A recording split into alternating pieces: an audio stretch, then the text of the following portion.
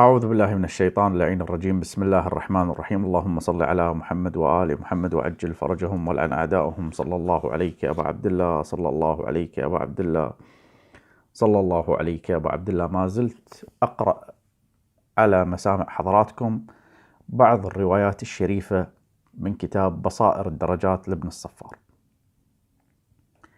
عن أبي بصير قال: سألت أبا جعفر عليه السلام عن شهادة ولد الزنا تجوز؟ قال: لا. فقلت: إن الحكم بن عتيبة يزعم أنها تجوز، وقيل أنه ابن عيينة. فقال: اللهم لا تغفر له ذنبه. قال الله: إنه لذكر لك ولقومك وسوف تسألون. فليذهب الحكم يمينا وشمالا، فوالله لا يوجد العلم اللي ذكرنا في الحلقة السابقة أننا مأمورين بطلب العلم إلا من أهل بيت نزل عليهم جبرائيل عليه السلام. وقال أبو جعفر عليه السلام لسلمة بن كهيل والحكم بن عتيبة: شرقا وغربا، لن تجدا علما صحيحا إلا شيئا يخرج من عندنا أهل البيت صلوات الله وسلامه عليهم.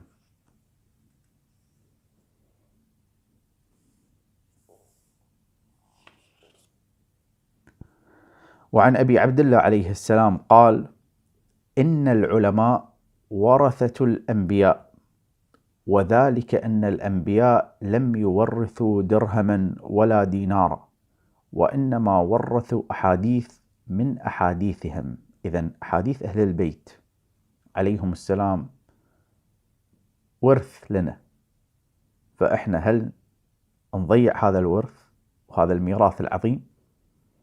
فمن أخذ شيئا منها، يا بخت اللي ياخذ شيء منها وهي متوفرة بين يدينكم يا جماعة، ببلاش قاعدة توصل لكم وبسهولة ويسر قاعد توصل لكم، فقد أخذ حظا وافرا. فانظروا علمكم هذا عمن تأخذونه. انظر إلى علمك هذا. فلينظر الإنسان إلى طعامه، إلى علمه من أين يأخذ. يأخذ من سيد قطب ولا يأخذ من حديث أهل البيت عليهم السلام؟ فإن فينا أهل البيت في كل خلف عدولا ينفون عنه تحريف الغالين وانتحال المبطلين وتأويل الجاهلين. إذن هناك جهلة راح يلعبون بالعلم الديني، فهناك من سيأتي ويشيل هذا الجهل ويحيي الأمة بالعلم الصحيح عن آل محمد صلوات الله وسلامه عليهم.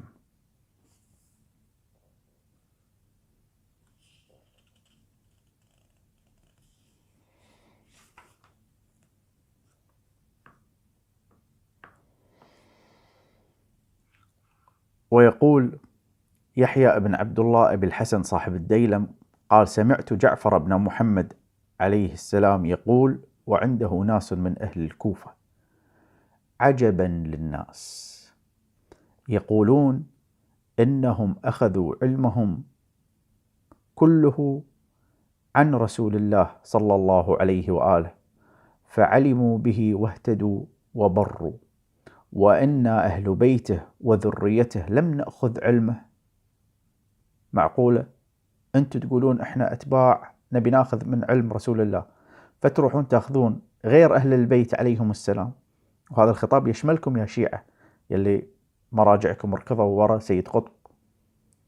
ونحن أهل بيته وذريته في منازلنا نزل الوحي من عندنا، خرج العلم إليهم، أفيرون أنهم علموا واهتدوا وجهلنا نحن وضللنا؟ إن هذا لمحال.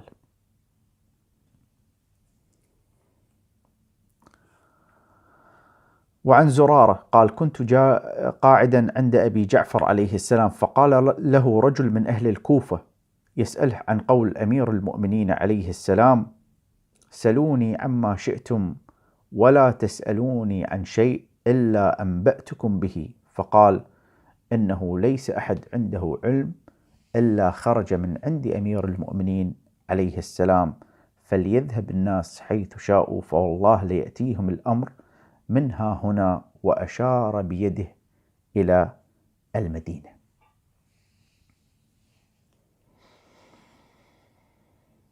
باب كامل ذكر الصفار عن الضلال الذين ضلوا من أئمة الحق واتخذوا الدين رأيا بغير هدى من أئمة الحق.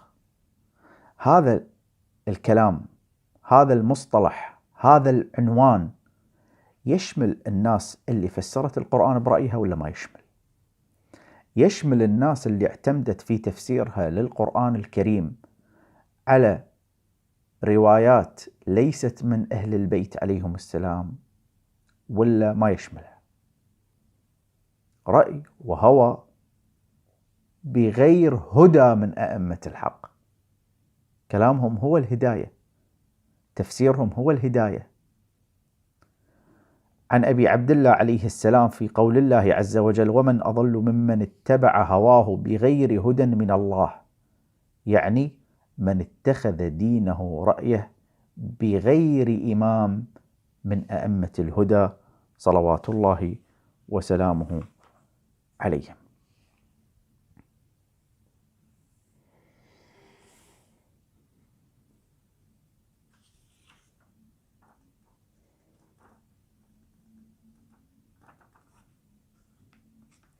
عن علي بن عبد الله قال: سأله رجل عن قول الله عز وجل: فمن اتبع هداي فلا يضل ولا يشقى. قال: من قال بالأئمة واتبع أمرهم ولم يجز طاعتهم صلوات الله وسلامه عليهم.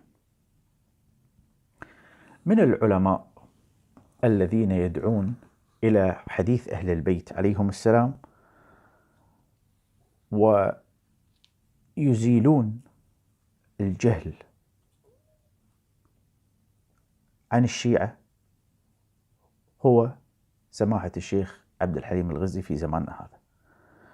ولذلك نلاحظ هناك حرب على سماحته من كل الجهات. يعني تي حق أتباع الجمهورية تشوفهم يحاربونه، تي إلى الشيرازية تشوفهم يحاربونه، إلى أتباع السيستاني يحاربونه، إلى مثلا أتباع الأوحد أيضا يحاربونه، الإخبارية يحاربونه، الغلاة يحاربونه، المقصرة يحاربونه. كلهم اجتمعوا على بغضه واجتمعوا على حربه. ولذلك أنا لا أستغرب هذه المعلومة. هذا مثلا من صفحة الأخ جاسم الخرسان، معلومة خطيرة وحقيقية. بعد أن تحدث الشيخ عبد الحليم الغزي في قناة القمر الفضائية في برنامج الكتاب الناطق عن موضوع الخمس، لمن تضرب مصلحتهم تجارتهم، وعن مفاسد مرتضى الكشميري أخو كشمش، وكم اشتقنا إلى كشمش، صهر السيد السيستاني، طبعا هني هو غلط كاتبها السبستاني، يذكرني بالوسبستيان، ووكيله العام في أوروبا. صدرت أوامر في شهر ذي القعدة الفائت من محمد رضا السيستاني ابن السيد السيستاني إلى الشيخ عبد المهدي الكربلائي بتصفية الشيخ الغزي جسديا. وقد اتفق الشيخ عبد المهدي الكربلائي مع مجموعة مسلحة من لواء علي الأكبر التابع للعتبة الحسينية، وأصدر لهم الأمر بتصفية الشيخ الغزي ومن يكون معه بأي وسيلة كانت في أيام زيارة الأربعين إذا ما جاء إلى كربلاء. وبحسب ما عرفت هم الآن يتحرون كل شيء لمعرفة العناوين والأماكن التي يمكن أن يتواجد فيها الشيخ الغزي. بعدين أخوة كاتب: أتمنى أن تصل هذه المعلومة إلى الشيخ الغزي كي يأخذ حذره من هذه المؤامرة أحد المسؤولين في العتبة الحسينية.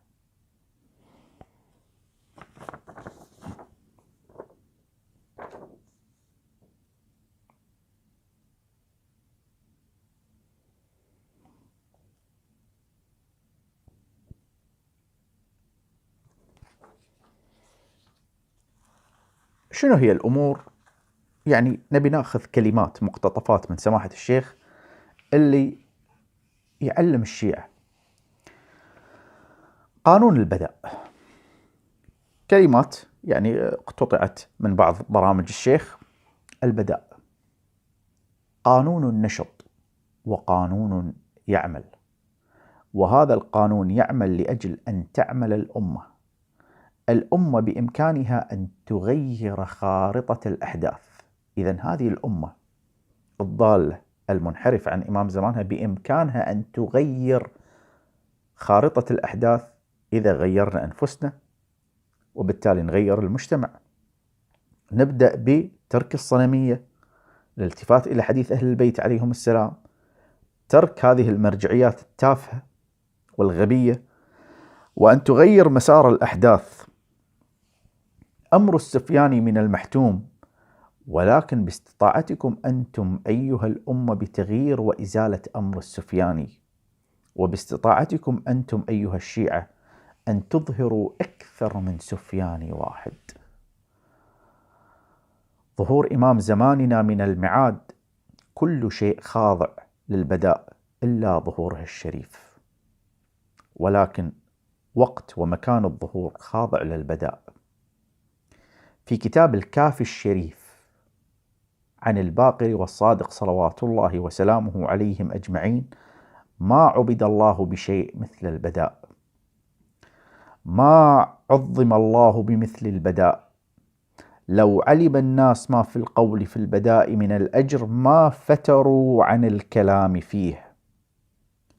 البداء سيد قوانين الكون تكوينا وتشريعا، ولأن العمل في إطار هذا القانون يربطنا بشكل مباشر إذا كان بالنحو الصحيح بإمام زماننا صلوات الله وسلامه عليه.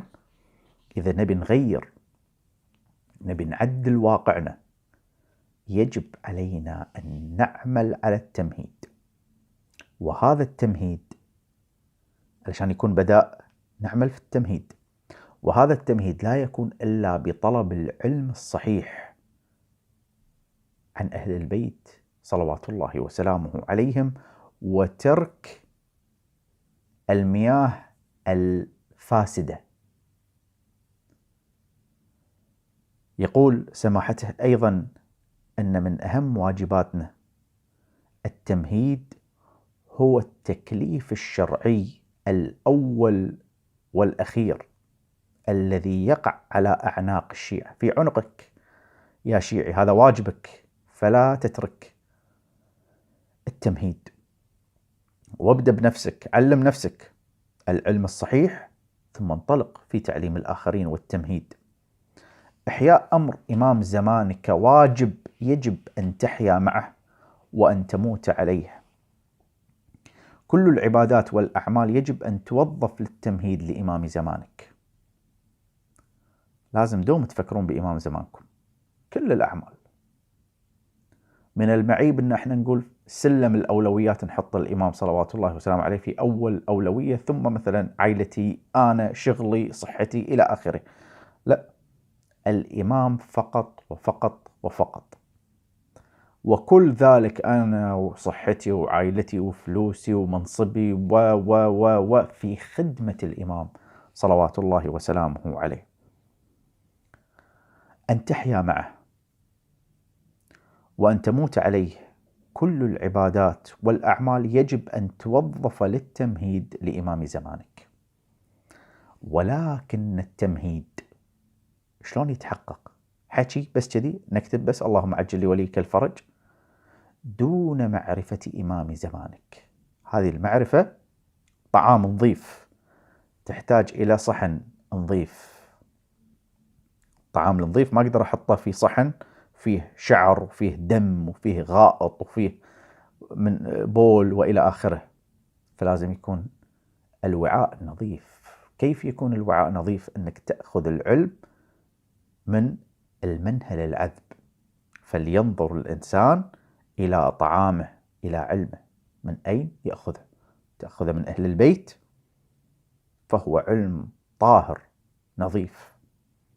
أما تأخذه من سيد قطب وغيره فهو علم نجس، فلا تستطيع أنك أنت تأخذ هذا الطعام النظيف إلا لمن يكون الصحن في البداية نظيف. نظف نفسك من الصنمية، نظف نفسك من اتباع أصحاب الآراء والأهواء والتفسير بالرأي، علشان قلبك يكون نظيف لاستقبال نور آل محمد صلوات الله وسلامه عليهم. ولكن التمهيد لا يتحقق دون معرفة إمام زمانك كنه معرفته.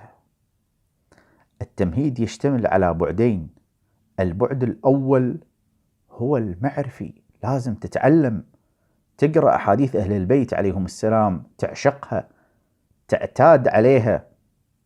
والثاني هو العملي. أفضل عمل للتمهيد على مستوى الفرد. قد تقول أنا بروحي شو أسوي، ما أقدر. أنت بروحك، لكن أنت عندك جهاز ذكي تقدر تنزل منه برامج، كتب، تطبيقات، محاضرات مهمة. سمعوا محاضرات سماحة الشيخ، سمعوا محاضراته، سمعوا برنامج الكتاب الناطق مثلا. أفضل عمل للتمهيد على مستوى الفرد بعد أن يثقف الشيعي نفسه ثقافة عقائدية سليمة. هذا أول شيء. مو شيعي للحين يتحكى في المرجعيات وفي المدري شنو، يجوز وما يجوز. تقول له حبيبي أنت قاري سليم بن قيس؟ ها شنو منو وين؟ دز لي الرابط، ما أشوف، ما عندي، ما ترسل لي الكتاب، ما هذا ما يمشي، ما يمشي هالحكي هذا. تبي اعمل. هو إحياء نفس في هذا الطريق. تهدي أحد، قلت لك اشتغل حتى لو تهدي أحد، أحياء نفس.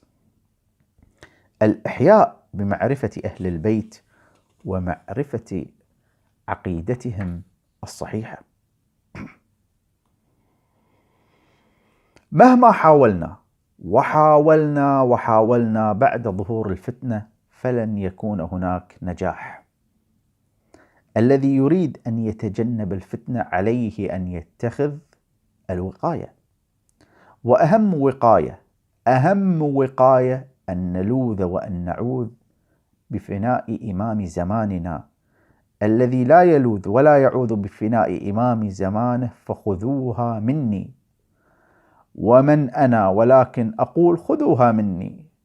خذوها مني، لن ينجح أحد في امتحان أو بلاء أو فتنة ما لم يكن لاذا وعائذا في فناء إمام زمانه. ولذلك عند سماحته برنامج كامل اسمه الأمان يا صاحب الزمان. أتمنى أنكم تسمعون هذا البرنامج بدقة. من الأمور اللي نبه لها سماحة الشيخ خطورة علم الرجال، ولذلك أتمنى أنكم تتركون أي رجل ديني يتبع علم الرجال. فيقول أن أخطر ما ضرب الساحة الشيعية هو علم الرجال. علم الرجال نشأ من حيرة وقعت بين العديد من العلماء والمراجع، بين التنزيل والتأويل. أصابهم الذهول والخوف والحسد لما جاء عن أهل البيت من حقائق ومقامات، فخافوا منها وأرادوا أن يبعدوها عن الساحة الشيعية. فماذا صنعوا؟ في روايات مقامات، في روايات مثالب لأعداء أهل البيت ما تمشي مع شغل العلماء. يبون سياسة ويبون تنازلات، يقدمون تنازلات. ذهبوا يبحثون عن آلة، عن وسيلة. الآلة والوسيلة الذي بحثوا عنها هي علم الرجال. جاءوا به من المخالفين وصبغوه ولونوه بلون شيعي، كان زين، لون حلو، لون باهت سخيف. كتب غير معتمدة، مجهولة، ما آلية، ما في حق يعني الرجل، يعني مقياس للتقييم ماكو، بس كذي لعب وسووا علم. علم الرجال عبارة عن تفاهات وتحريف، وخالي من وجود مصادر أصلية وعدم وجود خبرة. والكتب عبارة عن لستة أسماء فقط. النتائج المباشرة لعلم الرجال هو إلغاء كل ما هو صحيح من تفسير أهل البيت من أحاديث مقاماتهم ومراتبهم، من أحاديث كراماتهم ومعجزاتهم، من أحاديث مصائبهم وما جرى عليهم مما جاء في زياراتهم وأدعيتهم، وحتى مما جاء في تفاصيل حياتهم، كأحاديث ولادة إمام زماننا، المنهج اللي طلع لنا أحمد الكاتب، التي يضعفها علم الرجال، إنه يدمر كل شيء فما نفعه إذن. فاللي عنده كتب علم الرجال أتمنى ويقطها وياخذ له روايات أهل البيت صلوات الله وسلامه عليهم. الصنمية، هذا العائق اللي يمنع الشيعة من البحث الصحيح وأخذ العلم الصحيح. كيف تتخلصون من الصنمية؟ حينما تكونون أحرار بالمعنى الحسيني، حين كان يصدح أبو عبد الله عليه السلام حسيننا صلوات الله وسلامه عليه: ألا حرا يدع هذه اللماضة. اللماضة بقايا فتات الأطعمة ما بين الأسنان، والتي حين تتعفن تتحول إلى رائحة كريهة مقرفة جدا، وأظن أنتم شامين يعني روايح جميلة يعني جدا، يعني من الحلوج حلوة. حين يبدأ الإنسان ينزع ثياب الصنمية كي يلبس ثياب الأحرار، حين يتحرر من عبودية غير المعصوم ليدخل في فناء عبودية المعصوم التي هي الحرية الحقيقية، حين يخرج الإنسان من ذل الاتباع لغير المعصوم ليدخل في عز الاتباع للمعصوم صلوات الله وسلامه عليه، لأن المعصوم هو الذي قال: وأما في الحوادث الواقعة فارجعوا إلى رواة أحاديثنا. أما في العقيدة وفي الدين وفي فهم القرآن وفي كل شيء، هذا ليس من الحوادث الواقعة، ارجعوا إلى المعصوم. آية في رواية عن المعصوم، ليش أروح حق تفسير سيد طقعان وسيد ضرطوط؟ ما أكو عن الصادق والباقر أهدهم وأروح أخذ من سيد طقعان وسيد ضرطوط؟ إيش حقه؟ وحتى الحوادث الواقعة إذا كان الإنسان قادرا على معرفتها وسبر أغوارها لا يحتاج للرجوع إلى غير المعصوم. حين يتحول الرجوع إلى العلماء إلى صنمية، حينئذ يكون الإنسان قد أعرض بوجهه وبقلبه وبعقله وحتى بكل أجزاء دينه عن إمامه صلوات الله وسلامه عليه. مشكلة الصنمية اللي بدت يعني تبلورت أكثر عند الطوسي، اتباع الحوزة للطوسي، ولذلك للحين جامع الطوسي والمدرسة النجفية ما زالت يعني توالي الطوسي ومنهجية الطوسي الشافعي. عدة نقاط تلخص فكر ومنهج الطوسي. الشيخ الطوسي أول من أسس لأصول الدين الخمسة. وش كثر لطميات ومد عن أصول ديني وأصول ديني وأصول ديني والأصول الخمسة، وش كثر هذه الكتب اللي فيها تعاريف يعني حق التشيع، أن الأصول الخمسة كذا، الأصول الخمسة كذا. آل محمد ومنهج آل محمد صلوات الله وسلامه عليهم أجمعين يقول أن أصل الدين واحد، وهو الإمام المعصوم. الفقه المقارن من بدع الشيخ الطوسي حيث جاء به من الشافعي ليقارن حديث أهل البيت بحديث المخالفين. الله أكبر. أهل البيت لا يقاس بهم أحد. تقول قال الصادق والباقر، تحطه في مصاف قال أبو فلان وأبو علنتان. الشيخ الطوسي يقول بأن أكثر أصحاب الأصول 400 ينتحلون المذاهب الفاسدة تردد العلماء والمراجع في الشهادة الثالثة يرجع أصله إلى الشيخ الطوسي. أبو الحسن الحنفي أحد أساتذة الشيخ الطوسي. كتاب الشيخ الطوسي رجال الطوسي مليء بالإساءات بحق آل محمد صلوات الله وسلامه عليه. هذا حق الأصولية. عطنا كفخة حق العرفاء. الهيكل الأساسي للمدرسة العرفانية هو لابن عربي، لعنة الله على ابن عربي هذا الناصبي. تشكل المدرسة العرفانية 90% من فكر ابن عربي الناصبي. ابن عربي يصف الشيعة بالخنازير. قاتل الزهراء عليه السلام معصوم عند ابن عربي. النبي الأعظم صلى الله عليه وآله يرتكب الذنوب عند ابن عربي، حاشاه بأبي هو وأمي. من مواصفات الفقيه شرب الخمر عند ابن عربي. ابن عربي يعتقد أنه أفضل من النبي الأعظم صلى الله عليه وآله. خسئت يا ابن عربي، خسئت.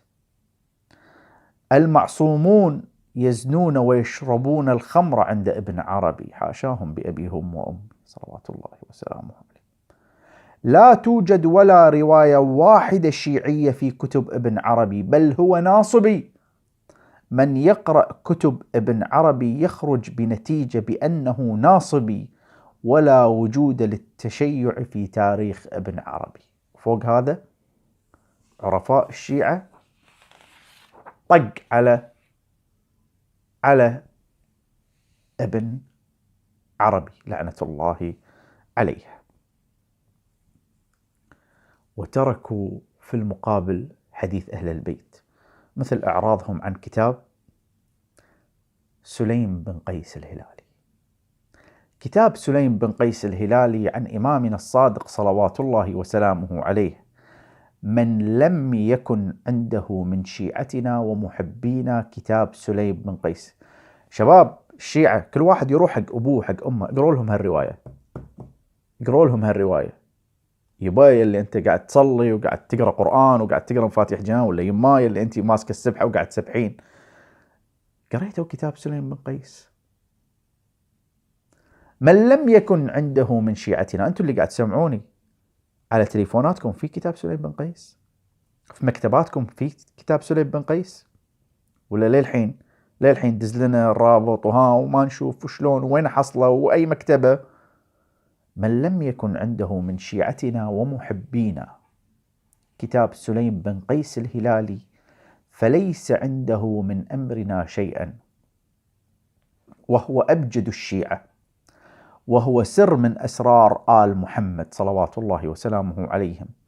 كتاب سليم بن قيس من كتب الأصول 400 اللي هي جمعوها أصحاب الأئمة صلوات الله وسلامه عليهم. وهذا الكتاب شافوه الأئمة ومدحوه، لكن علماء الشيعة ضعفوه، علماء الشيعة في العصر الحالي، وكذلك المفيد. لكن هو كتاب قيم جدا.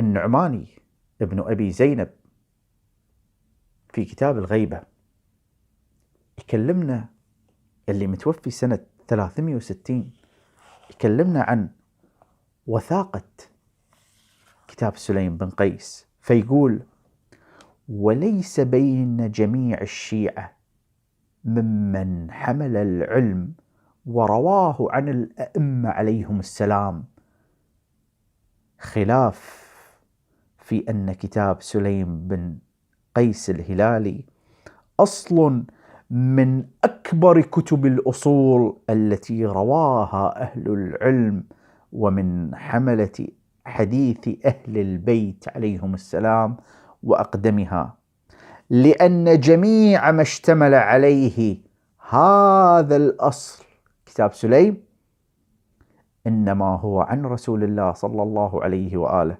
وأمير المؤمنين والمقداد وسلمان وأبي ذر ومن جرى مجراهم ممن شهد رسول الله صلى الله عليه وآله وأمير المؤمنين عليه السلام وسمع منهما، وهو من الأصول التي ترجع الشيعة إليها ويعول عليها.